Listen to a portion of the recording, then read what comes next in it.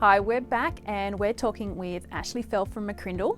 And this session we're going to be talking about graduates, upcoming generations of workers and what to expect, and learning more about our Gen Z and our millennial employees. So welcome, Ashley. Thank you. Thanks for joining us. So I might get you just to explain what you do, what your role is and what McCrindle does, and then throw you straight into the deep end to share your presentation with us today. Thank you.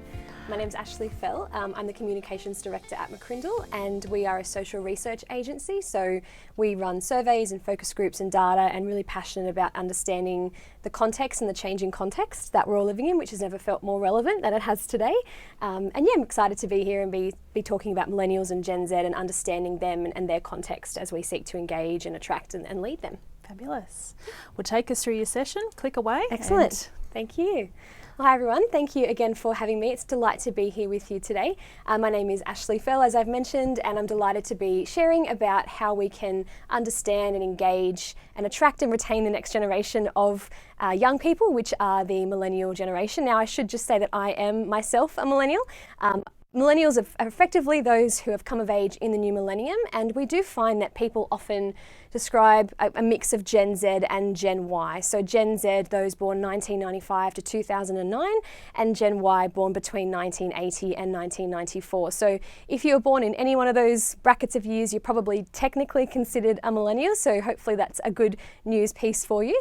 So I guess at McCrindle, just to describe a little bit more about what we do, we are social researchers, and we're passionate about understanding the changing context that we all live and work in, and also understanding and looking at human behaviour and what that means for organisations, what the trends are around the different generations. But more effectively, I guess this better sums up what we do. We love data and we love exploring the trends and communicating those trends in really insightful ways for organisations. So it is a delight to be here with you to think about, I guess, the future and what that world is going to look like that we'll be moving into. Oftentimes there's trends like big data and predictive algorithms and analytics that a lot of the world tends to focus on.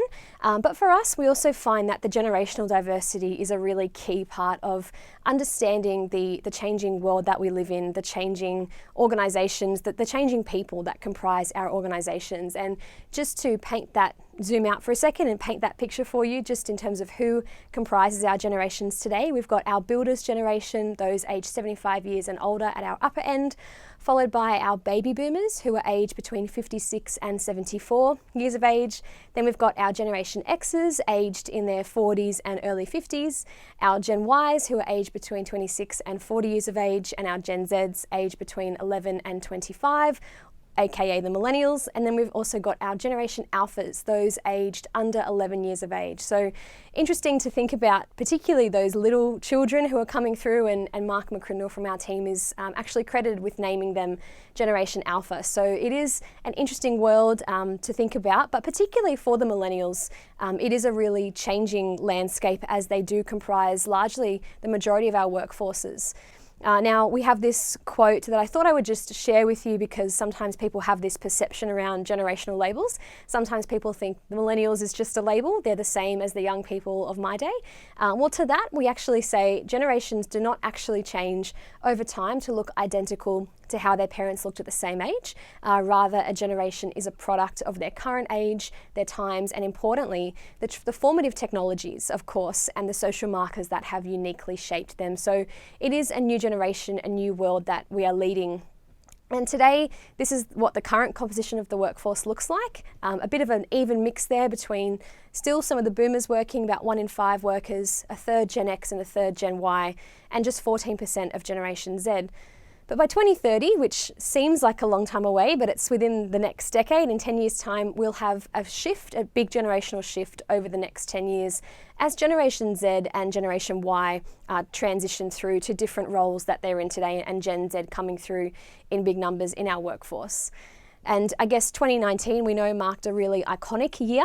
It was the year that Generation Y and Z officially comprised more than half of Australia's workforce. So they are the future, but they're also already here. So it's important for us to think about who they are and what they're like and what they expect from work, so that we can better lead and attract them to our organisations. Of course, if you parent or lead or engage with any of the Gen Zs, you'll know that they are a very different generation to those past. One of the key differences we find is that they tend to speak a different language. So what I've done is I've created a bit of a sentence or a phrase that you might hear a young person today say. So something you might hear is, "Bae, my new work gig is legit. The hours are savage, YOLO." Now let's just break this down for a moment. It's important that we understand them. So bae meaning before anyone else. My new work gig, talking about their job, is legit, it's legitimate, it's current. The hours are savage, so the hours are really intense. And then YOLO, which stands for you only live once. Now we can see someone is replying there. So something you might hear in response is, "Yas queen, slay girl, goat." Now again, let's just decrypt this for a moment. Yas being excited, yes. Queen, someone at the top of their game. Slay, to kill it, so it's positive. And then goat stands for greatest of all time. And sometimes though, Generation Z, they do take a while to get to the point, because all this conversation really entails is, "I like my job." Great. But nonetheless, it is important that we understand them, that we understand their language and their context, because it has been a transformative context that they have been coming of age in. So if we were to think about the defining characteristics of the millennials, I would use 5 key words to describe them. The first is that they are an increasingly digital generation. They're engaging with digital devices regularly. We know that we are all living in what we call the great screen age, whereby we're spending more time on these devices that permeate every aspect of our life, that we carry around with us. And that idea that we're living in the great screen age, you probably feel that and see images like this or scenes like this in your own home, because it's coming through to the workplace, it's coming through to the home, the ability for us to engage with any piece of information on the planet, wherever we are. It's truly a phenomenal new digital world that we are all living in. And we've been coming to this for some time over the last 2 decades. It was the year 1997 is pinpointed as the year in which, as a collective humanity, we spent more time on electronic media than on face-to-face interaction. So the last few decades and the years that Generation Y and Z have been shaped in have been truly digital. We know that they are digital integrators. We know 95% of Generation Z own a smartphone, and 74% is the average amount of their day Generation Z are spending online outside of school or work. So 3/4 of their day they're spending online. So they are these truly digital integrated generations that we are engaging with. And I love this meme here around the digital transformation of our companies. What led that? Was it the CEO? Was it the CTO? No, it was COVID. Many of us, maybe if we had some apprehensions around working from home or flexible working conditions or any of that sort of thing, we've had to quickly adapt because of the current context that we find ourselves in, and that has really been aided by the digital technologies that have been at our fingertips. So it's been a really key aspect of our life. Now this quote here, you might know it before. It says, "The printing press is either the greatest blessing or the greatest curse of modern times. Sometimes one forgets which it is." Well, we've subbed that word out and replaced it with "The internet is either the greatest blessing or the greatest curse of modern times. Sometimes one forgets which it is." And I think it's quite telling that, all those years ago when the printing press came along, we were a bit apprehensive, a bit worried, and then we realized how beneficial it was. And in the same way, many of us might feel apprehensive around the use of technology, this digital world that we are leading and engaging and attracting the emerging generations in. But it has some great blessings as well as some challenges that we also need to be aware of. So that's the first trend. The second trend is that this emerging generation coming through are increasingly global in their perspective. Now this, just to, I guess, depict to you what I mean by this top image here, it was taken in the year 2005. It was taken outside the historic location of the Sistine Chapel, and it's people gathering for the inauguration of Pope Benedict. Now, just draw your attention to the bottom right-hand corner there, that little Nokia flip phone. You might remember those days. Fast forward 8 years later, to the same historic location, but people gathering for the inauguration of Pope Francis. I'm sure you can imagine in your mind's eye how different this actually looked. And that was a number of years ago now, 2013, 7 years ago. So we are engaging with a digital and very global world where we expect any piece of information to be delivered to us instantaneously, where we can engage with the world on a global scale. These emerging generations are global like never before. The fashions, the music, the pop icons, the technologies are global for them like we haven't really seen before. So it is a new world, and for us we've even acknowledged that it's changed what we fear. I mean, this global and digital world means that one of our biggest fears today would have to be the low Wi-Fi symbol, whereby we can't connect to the world around us.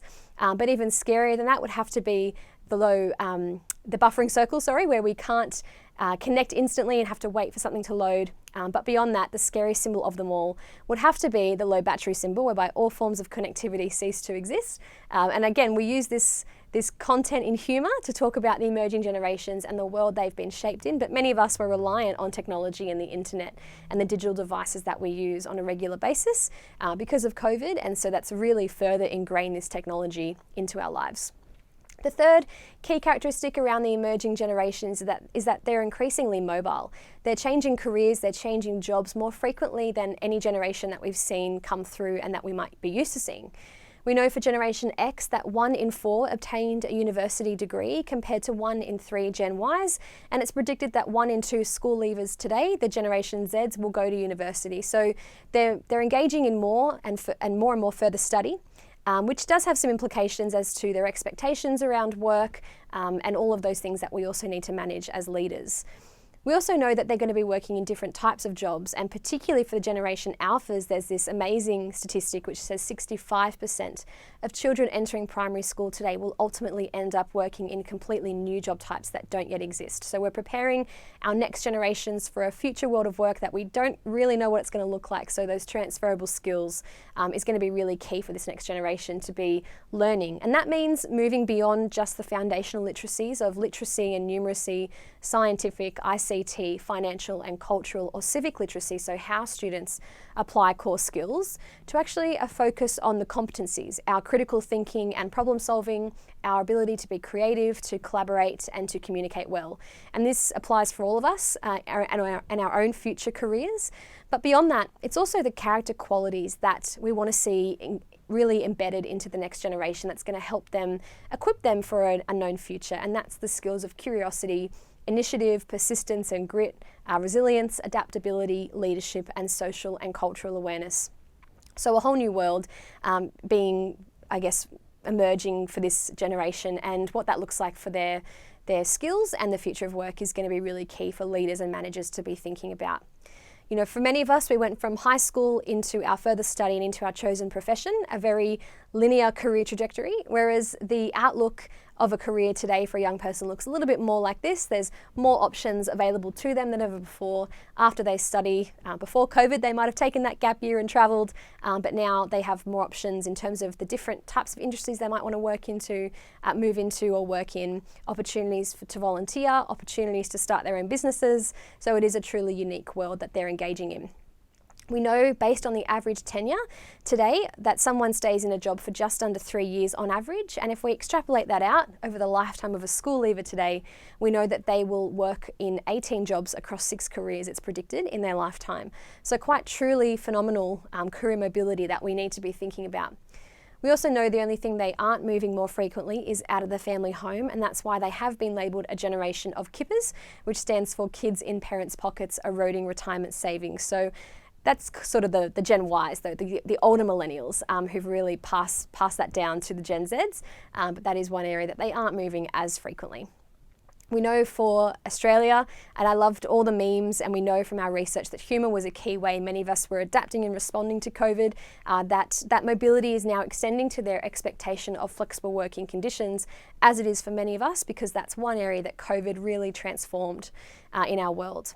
Our research showed that 3 in 4 Australians believe working from home will become the new normal. That's from a survey we conducted in April of this year. And while many of us saw some challenges around that, particularly if we had kids at home, we know that it's going to be a key aspect of attracting and retaining future workers. Our research also showed that 76% of Australians would stay longer with their employer if they were offered more flexible or remote working conditions. So especially for the emerging generations and the millennials coming through, what's going to be key to attracting them and retaining them in our workplaces is that flexible, mobile ways of working. We also saw some really interesting generational nuances between how different people of different ages respond to working from home. And interestingly, the Generation Zs weren't actually as excited about working from home compared to the Gen Ys and even the Gen Xs, and of course the baby boomers less likely to be as much in the workforce. But we attribute that to the fact that generations that are looking for their workplace to be a place of community and connection, and they're looking for that in a more socially isolated world. And so there is a key difference there between the different ages of the millennials, the Gen Zs versus the Gen Ys. So it's important for us to keep that in mind. Another key characteristic around the emerging generations is that they are visual. We're all living in an age of information overload whereby there's 4.7 quintillion bytes of data created every single day, and that's more data in the last 2 years than the history of civilization. So it is truly a new world that we're living in, message saturated, information overload, and that means that we expect visual communication in this changing world, and that comes about from some of the platforms that these emerging generations are using, particularly around social media. We know that 85% of the emerging generations are using YouTube, 72% are using Instagram, and 69% are using Snapchat. So very visual mediums for these emerging generations, and that's, again, increasing their expectation around how communication, how leadership, how information is being delivered to them. We say for the emerging generations, the number one search engine is actually no longer Google, it's YouTube, because why would they read something when they can watch it? So a shift in how they expect that information and content to be displayed to them. If you haven't come across this term before, I think it's important for us to all be aware of. It stands for, it is TLDR, stands for too long, didn't read. So that's the response we don't want to get as leaders, as managers of this emerging generation. We want to make sure that the content, the information, the communication is engaging and visual. And the fifth and final characteristic around the emerging generations is that they are an inherently social generation. So we know that these particular generations of that life stage, it's a very social life stage. But I guess that was really highlighted to many of us when we couldn't go out and have picnics with friends or see aunts and uncles or grandchildren or our own family members who didn't live with us. Because we have been moving towards a bit more of an isolated world with technology enabling us to connect online, but we really missed that face-to-face interaction, although it was able to still be facilitated to some degree over the last few months. And for those people in Melbourne, of course the rest of the nation is really feeling for that part of our nation whereby they're not as easily able to get out and connect with the world around them as some of us are in other places around Australia. But nonetheless, technology has enabled that social interaction to still continue, which has been amazing to see. And again, furthering the expectations around flexible working, mobility, and the social interaction that we're all seeking from our places of employment. We also asked this question of Australian workers last year when we were conducting some research for our new book around what are the most important elements of a workplace. And we actually found workplace wellbeing was the number one aspect, followed by relationships with peers or colleagues. Collaborative work environment and flexible working hours were the top 4 there. So it's important for us to keep those in mind as we think about attracting and retaining the next generation of workers and what they're expecting in the workplace. We also asked about barriers to well-being at work, and the majority of workers said it was being overworked and stressed was the main barrier, followed by management structures or hierarchy and leadership. So again, if you are a leader of an organisation, you play a key role in facilitating the work well-being of your team, particularly the emerging generations who are looking for leadership opportunities to step out, opportunities to engage with the world around them and learn new things and are looking for professional development. So in our book, and our most recent book, we explore some of these different areas of our well-being and how that relates to the workplace. And I guess for us, what we really saw as well is that we actually have learnt some things from the pandemic that we've all just lived through. We found some of the benefits of the last few months that Australians were enjoying spending more time with family members. They were enjoying a slower pace of life. They were prioritising financial savings, spending more time doing creative pursuits like baking and cooking and reading. And so we want to keep that aspect, I think, moving into the future. And what we also found was that there were some key benefits of working from home, like the time savings, the money savings, and the flexible working hours. But there were also some key challenges around working from home, and that was around the social isolation, the blurring of those work and home boundaries, when to switch off the computer, when to stop work, when you don't have that physical separation of work and home, and missed opportunities for collaboration. So this was across all the generations, but we know that particularly the millennials were feeling that lack of social interaction more keenly than other generations. And so for us, what it really solidified to us is that to many, work is simply just a job, but to many more, it's actually a lifeline to social interaction, purpose, and a place of belonging. And so it's an important call out for leaders who are leading teams increasingly diverse in age and gender and cultural diversity. And so it's important for us to create that unity, create that vision amongst more diverse teams, and to make sure that the workplace, whatever that looks like in the current and future environment, is a place where people belong, where they can contribute their best work and do great things for their community. So what does all this mean for us as leaders? Well, I've got a couple of tips for us to hopefully help you to take some of that data and those trends and that social research and apply that into your own life and your own organisation. So the first tip I have is to be intentional about building the culture of an organisation. If we think about what an organisational culture is, competence is what we do, cause is why we exist, but culture is how we do it. It's at that root level that impacts all the other aspects of an organisation. And a workplace culture, I love this definition. It says it's the character and personality of your organisation. It's what makes your business unique and is the sum of its values, traditions, beliefs, interactions, behaviours and attitudes. So all of these things impact and define a workplace culture, as well as the management, the workplace practices, the policies and the philosophies, the people, of course, the mission, the vision and the values, the work environment, the communications and the leadership. So all these different aspects of a workplace impact the culture that's created. And that's what people often come to work for. Of course, to do their work, but also to have that social interaction, to be led well, to interact with others and to contribute and have that sense of contribution, as well as, of course, to get remunerated for that work and to do that well. So we want to make sure that we're investing in that culture and being intentional about it.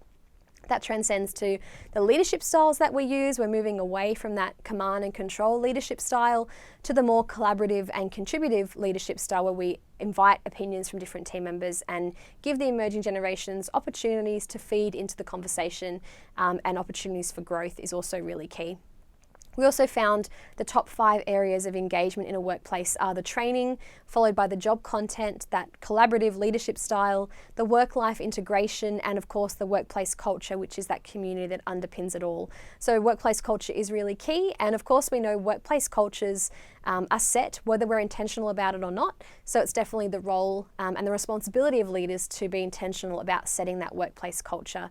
And we love this quote from Richard Branson, who said, "Train people well enough so they can leave, but treat them well enough so that they don't want to." And that certainly applies to when we're attracting and leading and training and recruiting the emerging generations in our workplaces. So the second tip on the back of that quote is to continue to invest in training, even as our teams work in more remote ways. We know that training is really important to workers today. According to our research for this work wellbeing book that we've just compiled and released over the last few months, we know that half of workers say professional development, like courses and training, are extremely or very important to them. And what we've seen over the last few months is that organisations, understandably, have gone into a bit of a flight or fight mode. That survival instinct has kicked in for many, and it's been a tough few months and a really strange year that many of us, no one could have predicted. And so, but still, it's really important for us to continue to invest in that organisational culture, to invest in training our teams and upskilling, because we know across all the generations that we're looking for ways to increase our skills, increase our sense of contribution in the workplace, but particularly the emerging generations who are looking for those professional development opportunities to step up, to step out, to be believed in and encouraged. And really, if they're not getting that in their current workplace, they'll simply look for another one. So it's important for us to invest in the training of our teams. We have this quote in our presentations which says, "To remain employable, workers will need to develop a habit of refreshing existing skills and adding new ones." That's for all workers in this unknown future that we are moving into, so it's certainly important. The third tip I have is to not lose sight of your purpose. And that's really key, I think, again, in these times of great change, for organisations to make sure they know where they're going and to communicate that purpose, and again, be intentional about that and feeding that into the culture that exists within an organisation. In the book that we've just written, we talk about this engagement equation where we look at what are workers looking for in a workplace and what can leaders do and what areas do they need to work on. And we found that it's about the culture, it's about the purpose and the impact. We call it the CPI equation, C for culture, P for purpose, and I for impact. And really what that's about is the culture, as we've explored, all those things that make up why we love coming to work, the purpose, again, as to why we come to work and communicating that, and then also the impact around what impact is our work doing? What can we celebrate around our team, around our development, around the contribution that we're making? And these are really key areas to people feeling fulfilled in their work, to thriving employees and to thriving organisations. And in the book, we explore how that all impacts that bottom line, because that's a focus for a lot of managers and leaders today. They've got more outputs to meet with less resourcing and in a really strange economic environment that we find ourselves in today. But this does really apply to that bottom line as well, and we explore that correlation in the book in a lot more detail. We also included this quote from the book, which says, many people leave jobs not because there's a compelling reason to leave, but because there's no compelling reason to stay. And so that purpose is really key for us to be communicating regularly to our teams and making sure that everyone knows why they come to work, and a sense of purpose and contribution is important in our own personal lives and for an organisation's life and health and vitality. We've also found that it's also really key. And the final tip I have is to use this time as an opportunity to innovate. I'm aware that many organisations are in times of great change really struggling, and I want to empathise with that, but also to say that we need to be, I guess, viewing this as an opportunity to change and to stop and to think about what is happening in our workplaces and our organisations that's really good, what's happening in our workplaces that we could maybe improve on and think about. And as we prepare for the emerging generation, particularly the emerging Gen Zs and the Gen Alphas in a few years coming through into our workplaces, and what can we do to adapt and respond to these changing times, which are really going to be transformative for those emerging generations around flexible work, digital transformation, work-life balance, all those areas. And I guess when we think about the future of work, we believe that it will be a hybrid of working remotely, working online, working from home, as well as people still gathering together in that central workplace. And we found from some research a few years ago, way before the pandemic, that 68% of workers say the culture and output is best when everyone is working in one place with a degree of flexibility for remote working. So a combination of the two is really key for the emerging workforce. And we found that again with the emerging generations, particularly who say, yep, I want some flexible working conditions, work from home a few days a week, but also we really missed our office team members or our colleagues, whatever the workplace looks like, when we all had to work from home and had that mandate from the government for the health of our community. So we want to make sure that this hybrid future works well. And I guess I wanted to just end on this quote, which says, are we really waiting for a return to normal, or are we ready to build something different? Everyone's talking about the new normal. And do we want to return to that, I guess, is the key question. And can we use this time as an opportunity to think about the future generations and what that world is going to look like for them? That's going to be really key. So if you'd like to explore more some of these insights that I've just briefly unpacked, we delve a lot deeper into that research, lots of stories and insights from this book that Mark McCrindle and I have just written and released a couple of months ago called Wellbeing, Leading Thriving Teams in Rapidly Changing Times. So if you'd like to get your hands on a copy of that or some of the resources that exist, feel free to take a photo of that QR code or head to the website. We'd love for you to engage in that work that we believe is really important for us as we seek to attract and retain and lead not just the millennials, but all the generations that comprise our great and diverse workplaces today. Thank you. Fantastic. Thanks so much, Ashley. Now, there's a lot of information in there which included statistics, and one of the things that we have touched on throughout all of our presentations today is data, and why data is so important is that it gives us power. As business owners, as managers, the more that we have knowledge about what's happening, what we can expect from our employees, what we might be able to predict, it gives us some power to make good decisions and to be strategic about our business. And really the one thing that we would love everybody who's involved in today's conversation to take away is that it's time to be strategic about people in your business. It's not okay just to kind of wing it anymore. There's a lot of money, there's a lot of time being wasted, and a lot of good people being lost in your organisation who could be massive assets to your business, and a whole heap of untapped talent and resource that's just waiting for you, whether you're in that white collar professional services or you're in a trade environment. You know, with all the changes happening with, 1 in 2 people going to university, we still need people to build the buildings and build the roads and plumb your house. And that issue around young employees and understanding how they can be fantastic assets in your business, even if they're not the university educated person, is just as important. So thank you so much for joining us and sharing with us.